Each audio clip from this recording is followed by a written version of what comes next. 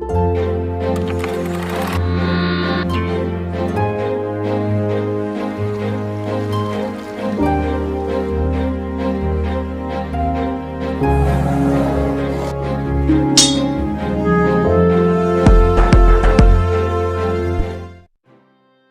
vídeo de hoje, vamos conhecer a história de um dos maiores militares da história do Brasil. Considerado o patrono da cavalaria do Exército, Manuel Luiz Osório colecionou uma carreira de conquistas e glórias durante o Império do Brasil, além de ser um grande exemplo de liderança que inspirava os seus comandados no campo de batalha. Entretanto, para conhecermos a épica jornada desse militar, temos que voltar nos tempos do Império do Brasil. Manuel Luiz Osório nasceu em 20 de maio de 1808, em terras que pertenciam à vila de Nossa Senhora da Conceição do Arroio, no Rio Grande do Sul. Ele foi criado na fazenda de seu avô materno e era filho de Manuel Luiz da Silva Borges, comandante do Regimento de Salto, e de Ana Joaquina Osório. Ele era o quarto filho de uma humilde família de 14 filhos e aprendeu a ler e escrever sem ter feito os estudos regulares. Ele aprendeu as primeiras letras com o mestre de escola Miguel Alves. Em 1822, com a independência do Brasil, parte da guarnição portuguesa, sediada em Montevidéu, acabaram não aceitando a emancipação. Em vista disso, iniciou-se no sul do país a Guerra da Independência, e nessa ocasião, seu pai comandou o Regimento de Salto. Entretanto, seu pai acaba levando seu filho. Osório, em 1º de maio de 1833, com apenas 15 anos incompletos, decidiu alistar-se como voluntário na cavalaria da Legião de São Paulo e acompanhou o regimento de seu pai na luta contra as tropas portuguesas do brigadeiro Álvaro da Costa. Em 1824, ele inscreveu-se na escola militar e preparava-se para seguir os estudos militares, quando sua inscrição acabou sendo anulada devido à guerra que acontecia no sul do país. Em vista disso, ele teve de enfrentar uma nova campanha na Guerra da Cisplatina. No dia 12 de outubro de 1825, ao Arroio Sarandi, sob o comando de Bento Manuel Osório, que nessa época era alferes, ele combateu os orientais de Lavaleja e se destacou por ser o único oficial de seu esquadrão a sobreviver à Batalha de Sarandi. Além do mais, ele teve um ato heróico durante a batalha, salvando a vida do seu comandante. Como agradecimento, seu comandante lhe presenteou com sua lança de batalha. Entre 1825 e 1828, Osório participou de todas as campanhas na Guerra da Cisplatina e distinguiu-se por sua bravura nas batalhas Sarandi e Passo do Rosário. Quando foi firmada a paz com a independência da Cisplatina, ele foi promovido a primeiro-tenente. Em 1835, com seu regimento sediado em Rio Pardo, começa a Revolução Farroupilha. Nessa ocasião, ele lutou nas batalhas em Porto Alegre, Bagé e Caçapava, e também na região de Herval, onde em 1838 ele novamente se destacou e foi promovido a capitão. Nessa mesma época, ele se filiou à política pelo Partido Liberal e, inicialmente, chegou a lutar ao lado dos farrapos na guerra, até a independência do Rio Grande do Sul, em 1836, quando o movimento tornou rumos de separação do Império do Brasil. Entretanto, ao saber do caráter separatista da guerra, ele decidiu não apoiar a revolta, principalmente por sua forte ligação com o exército imperial, no qual permaneceu até o fim da revolta. Seu pai acabou morrendo nos combates e sua mãe estava passando necessidades. E em 1844 ele pediu sua aposentadoria do exército, com 31 anos de idade. Mas o exército imperial não queria dispensar um dos seus melhores soldados. Em vista disso, o exército decidiu nomeá-lo tenente-coronel, comandante do 2º Regimento de Cavalaria de Linha.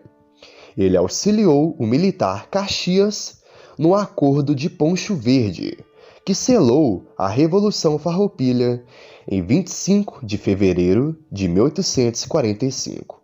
Com o fim da guerra, o imperador Dom Pedro II, ainda muito jovem, decidiu visitar a província como um ato de consolidar a paz.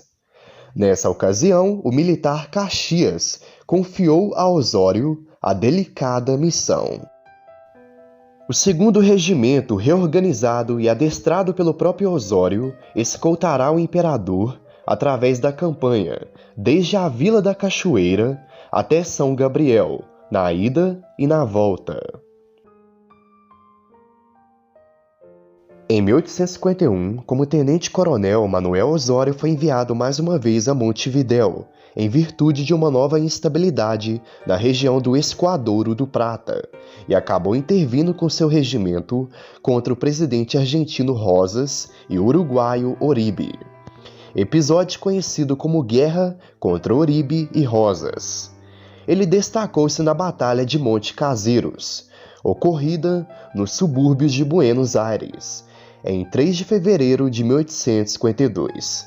Nessa ocasião, à frente do 2º Regimento de Cavalaria, ele comandou decisivas operações de aproveitamento do êxito e perseguição, e acabou rompendo majestosamente a defesa do ditador Rosas. Nesse contexto, ele foi promovido a coronel no campo de batalha, em 3 de março de 1852. No início de 1855, após uma breve instalação na guarnição do Jaguarão, Osório foi nomeado para comandar a fronteira de São Borja. Promovido brigadeiro graduado em dezembro de 1856, ele foi incumbido de organizar uma expedição para descobrir ricos ervais entre os rios Pindaí e Cebolate, no Alto Uruguai. Com o sucesso da sua missão, ele recebeu o título nobre de Marquês do Herval. Além do mais tarde, ele foi designado inspetor de cavalaria do norte do Brasil, onde permaneceu por um tempo. Em 1864, inicia-se o maior conflito da América do Sul, a Guerra do Paraguai. Nessa ocasião, o comando do exército foi entregue ao general Osório.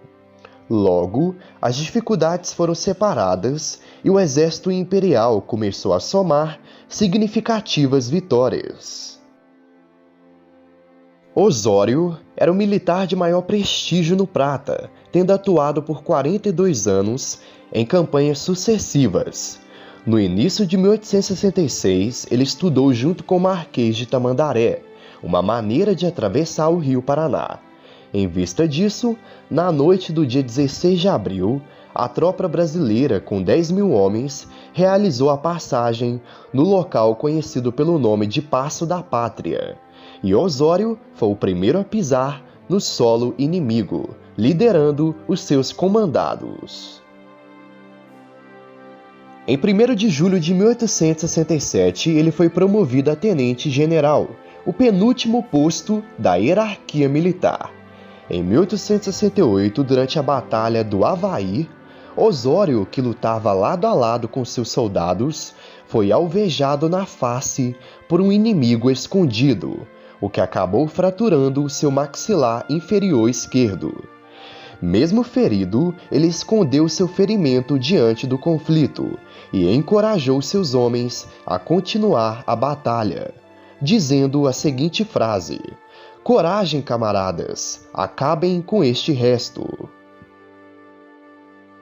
Demonstrando um incrível espírito de liderança, ele permaneceu firme mesmo ferido na guerra. Logo depois, ele foi substituído pelo general Polidoro da Fonseca e regressou ao Brasil para recuperar-se do ferimento. Ao lado do Conde d'Eu, um dos seus grandes admiradores, ele tornou-se um grande aliado na busca por modernizar as Forças Armadas brasileiras, ao longo da década de 1870. Em 1866, ele obteve o título de barão e o de visconde em 1868. Em 1872, Deodoro da Fonseca entregou-lhe em Porto Alegre uma custosa espada de honra, cinzelada em ouro e ornada de brilhantes, que foi custeada pelos oficiais comandados por Osório na guerra. Na lâmina de aço estavam gravadas as batalhas e combates em que Osório participou. Com a paz e o fim da guerra em 11 de janeiro de 1877, Osório foi nomeado pela princesa Isabel como senador pela província de São Pedro do Rio Grande do Sul, na sua terra natal. No ano seguinte, ele assumiu o Ministério da Guerra, cargo que ocupou até o seu falecimento. Apesar de republicano em sua juventude, ele acabou tornando-se monarquista e sendo um dos maiores defensores. Quando estava conversando com o barão de Cotegipe, em 15 de abril de 1879, ele disse: "Sou de longa data liberal monarquista, unionista do Império do Brasil. Não pense que vou para a República, nem para o despotismo." Em 2 de junho de 1877, foi-lhe outorgada a patente de Marechal de Exército Graduado. Osório acabou falecendo no Rio de Janeiro, acometido por uma pneumonia aguda, no dia 4 de outubro de 1879.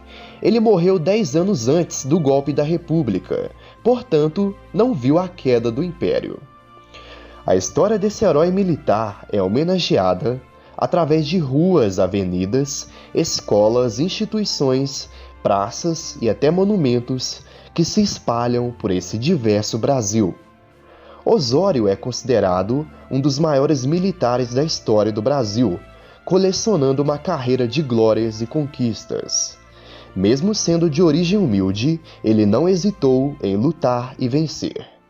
Finaliza o vídeo com uma clássica frase de Osório: "Seria um desgraçado aquele que, depois de haver combatido com as armas da guerra o inimigo externo, pusesse depois essas mesmas armas ao serviço do despotismo de perseguições e violência contra os seus compatriotas." Sem perceber, Osório previu o golpe da República em 1889, que inclusive foi liderado por militares que haviam lutado pelo Império do Brasil.